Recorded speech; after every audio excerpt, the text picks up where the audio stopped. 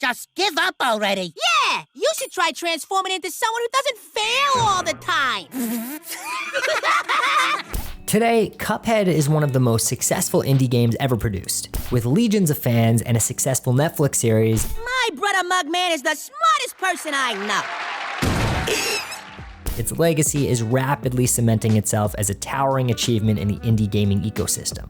However, despite the Herculean efforts that the Moldenhauer brothers went through to bring Cuphead to the world, another game truly paved the way and constructed the business model that Cuphead would perfect: Super Meat Boy. Much like Cuphead, Super Meat Boy was a labor of love. It was created by two people toiling away in obscurity, hoping that one day their work would be seen by people all over the world. The two central figures in this story are Edmund McMillen, a writer and artist from Santa Cruz, California, and Tommy Refenes, a designer and programmer from Hendersonville, North Carolina.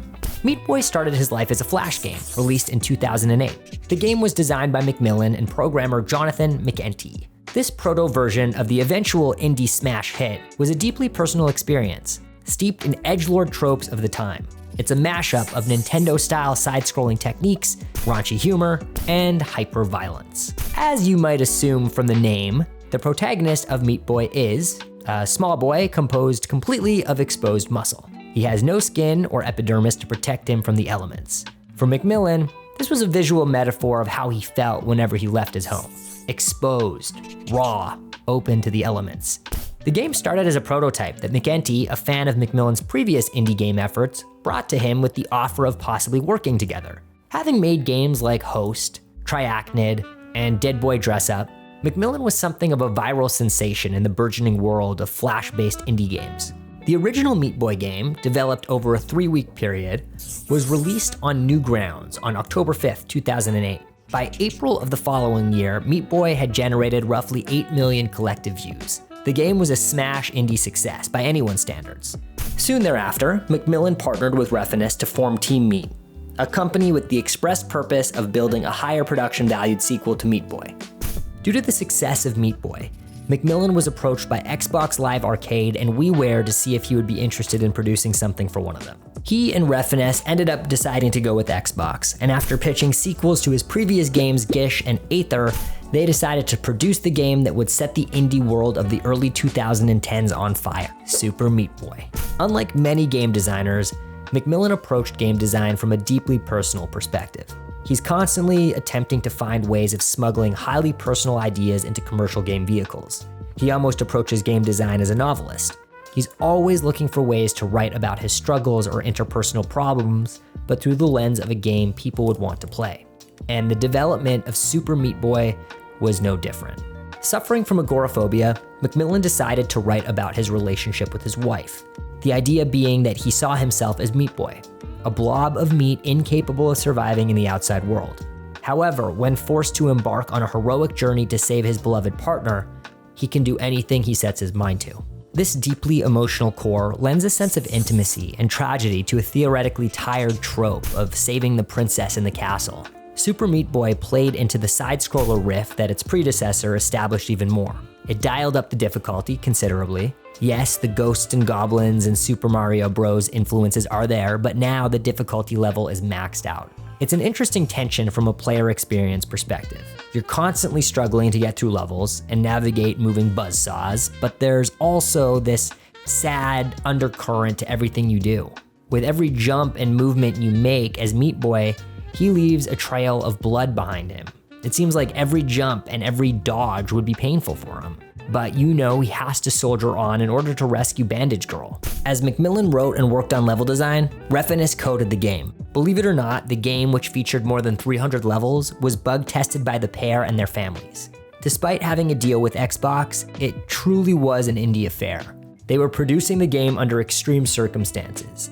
At one crippling low point in the production cycle, Refenes struggled to afford insulin to treat his diabetes and dipped to about 140 pounds. You might be thinking, but the previous version of Meat Boy was so successful. Yes, it got around 8 million views, but no one was paying for it.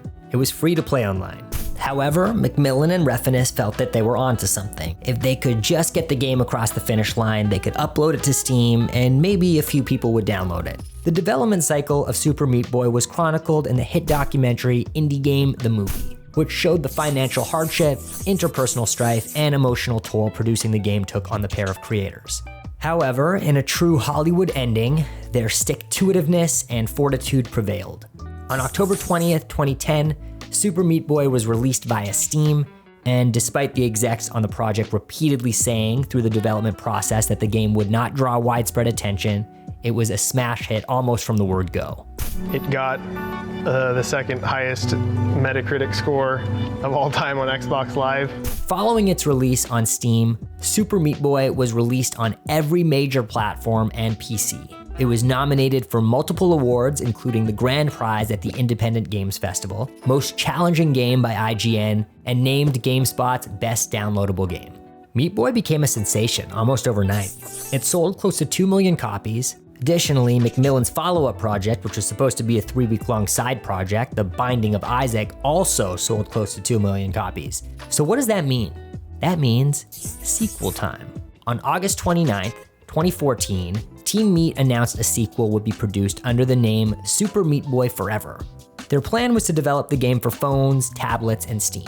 However, the game's development was thrown into limbo after Macmillan quit Team Meat in order to pursue more independent projects. It's been confirmed that the split between Macmillan and Refinus was over some kind of interpersonal conflict, which left Macmillan feeling like he had been betrayed. However, neither Macmillan or Refinus have ever publicly stated the details of their split. Super Meat Boy Forever received a middling reception upon its release, a 66 on Metacritic. It's a fun game that fans of Super Meat Boy love, but without Macmillan's mind driving the narrative, it falls into being more of a Mario clone than its predecessor. In many ways, we live in a post-Super Meat Boy gaming world. Yes, big budget AAA releases still come out and generate literally billions of dollars, but every year we have more and more indie game successes. It's now just a part of the ecosystem that there's a healthy independent game production wing. People from all walks of life making games that they think are cool. Games that no larger entity would take a chance on due to either commercial risk or no proven track record. Look at Stardew Valley, Hollow Knight, or even the game we started off this video with, Cuphead. All those games come from the same do-it-yourself mindset that spawned Super Meat Boy. Meat Boy was the game that really kicked the door open. It was the game that proved that uploading something to Steam that's really good, that has a distinctive perspective, and was crafted with real authorial voice can cut through the crowd. Obviously, there were loads of successful games produced from an independent mindset prior to Super Meat Boy. However, Super Meat Boy was arguably the most important turning point in terms of the modern conception of gaming distribution and construction. It was, on its surface, a highly non-commercial retro game that was exceedingly difficult, but had a brilliant construction and meticulous craftsmanship that connected with players on an emotional level. Thanks to the fiscal success of games like Meat Boy and Cuphead, we have a much healthier indie gaming landscape. People making games they truly believe in.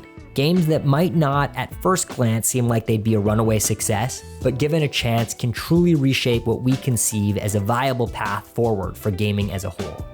And that's all we have for this episode. What do you think? Should Team Meat make a new Meat Boy game and try to reclaim their legacy? Or should we just go play whatever new insane indie project Edmund Macmillan is cooking up next? Let us know in the comments below.